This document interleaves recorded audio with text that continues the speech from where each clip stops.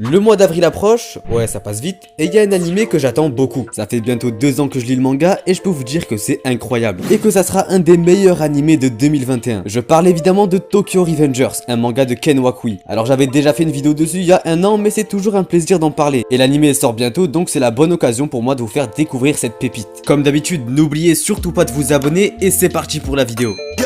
On the West Coast, courtesy of Detroit, Michigan. Hurtin' pussy, no big deal though, just a tickler. Fake Twitter rappers, there's nothing real to follow. Like if Cosby gave me to you, a hard pill to swallow.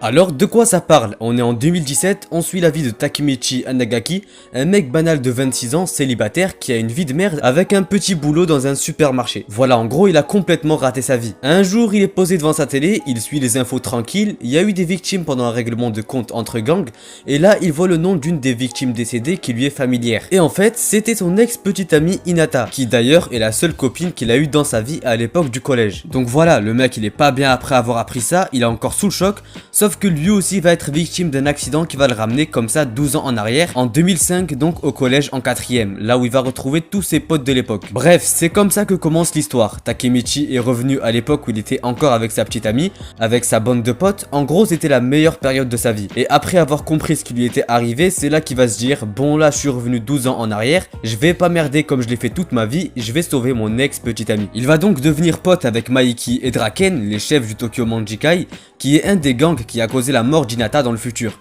Tout ça dans l'espoir de changer l'avenir.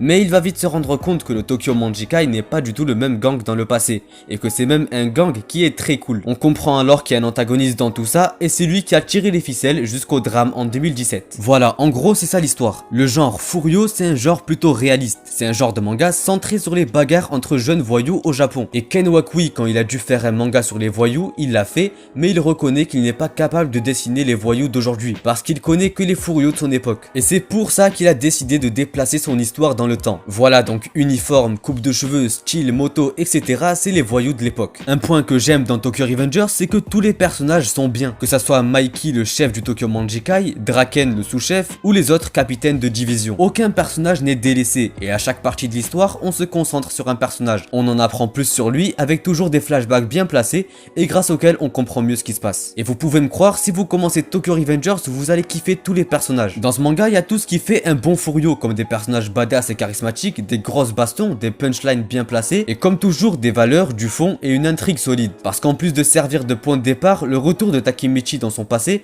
lui permet de se remettre en question. Il avait jamais compris qu'il avait des amis solides sur qui compter, une super relation avec Hinata, et surtout il n'avait jamais imaginé son avenir seul dans un vieux studio en vendant des DVD dans un vieux supermarché. Et ce retour dans le temps, c'est la bonne occasion pour changer tout ça, en plus de sauver Hinata. Parce qu'après tout, il n'a plus rien à perdre, alors autant prendre son destin en main. D'ailleurs, le voyage dans le temps est bien géré, parce que oui, Takemichi est retourné 12 ans en arrière, avec son savoir du présent. Mais pour autant, il n'a que quelques indices et dates clés pour empêcher la cascade d'événements qui a causé la mort d'Hinata. Quand il retourne dans le présent, c'est son lui du passé qui reprend sa vie au collège. Et donc, il ne connaît plus rien du voyage dans le temps, etc. jusqu'à ce que son lui du présent retourne dans le passé. De là, on suit son double parcours, son intégration au Tokyo Manjikai et son enquête pour empêcher la suite d'événements qui mènera à la tragédie. Afin de comprendre ce qui s'est passé, Takemichi va devoir en apprendre plus sur le gang et ses membres fondateurs. Pourquoi et comment le Tokyo Manjikai est passé d'un petit gang d'ados cool à un gang criminel pratiquant vol, trafic ou extorsion, et surtout qui cause la mort d'innocents, ce qui est à l'encontre des valeurs du gang en 2005. Et pour faire ça, il va devoir prendre part aux guerres entre gangs rivaux, le tout à la force de ses points et surtout de ses convictions. Ce que j'aime aussi dans Tokyo Revengers, c'est que Takemichi, le personnage principal, n'est pas forcément puissant au début,